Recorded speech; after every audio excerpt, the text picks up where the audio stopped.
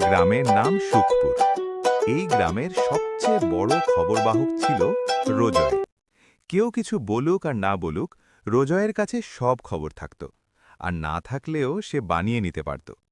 একদিন সকালে চায়ের দোকানে বসে রোজয় বলল, শুনছিস করিম, এখনকার দিনে খুব খারাপ অবস্থা, যেখানেই যাস সাবধানে যাস। করিম একটু ভয় পেয়ে বলল, কেন রে? রোজয় গম্ভীর মুখে বলল, কয়েকদিন আগে শুনলাম কিছু লোক এসে মানুষকে ধরে নিয়ে যাচ্ছে, হাত বেঁধে চোখ বেঁধে, কেউ আর খোঁজ পায় না। চায়ের দোকানে সবাই চুপ হয়ে গেল। করিম তো ভয়ে কাঁপতে লাগল। সে ভাবল আজ থেকে আর একা বেরোবে না।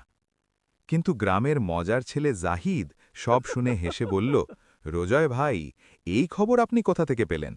রোজয় একটু কাস্তে কাস্তে বলল, এই যে অনেক লোক দেখেছে। জাহিদ বলল, কোন লোক? রোজয় এবার একটু গুলিয়ে গেল, বলল, এই মানে আমার এক বন্ধুর চাচার ভাগ্নের মামা দেখেছে। সবাই তখন হেসে উঠল। পরদিন জাহিদ ঠিক করল রোজয়কে একটু শিক্ষা দিতে হবে। সে তার কয়েকজন বন্ধুকে নিয়ে একটা পরিকল্পনা করল। সন্ধ্যায় যখন রোজয় একা বাড়ি ফিরছিল, হঠাৎ তিনজন বন্ধু মুখে কাপড় বেঁধে সামনে এসে দাঁড়াল। তারা বলল, চুপ, আমরা তোকে নিয়ে যাচ্ছি। রোজয় ভয় পেয়ে চিৎকার করে উঠল, বাঁচাও, আমি আর কখনো মিথ্যে খবর ছড়াব না। তখনই জাহিদ এসে মুখের কাপড় খুলে দিল।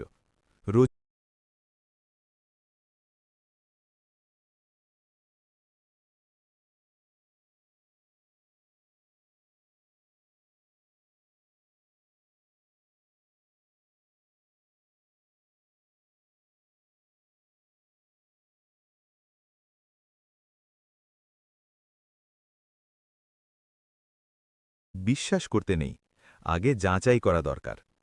গ্রামের চায়ের দোকানে এখনও আড্ডা হয়, কিন্তু রোজয়ের গল্পগুলো এখন সত্যি আর কম মজার না। যদি ভিডিওটি ভালো লেগে থাকে তাহলে লাইক, কমেন্ট এবং শেয়ার করতে পারেন, আর চ্যানেলটি সাবস্ক্রাইব করে রাখতে পারেন পরবর্তী ভিডিওর জন্য।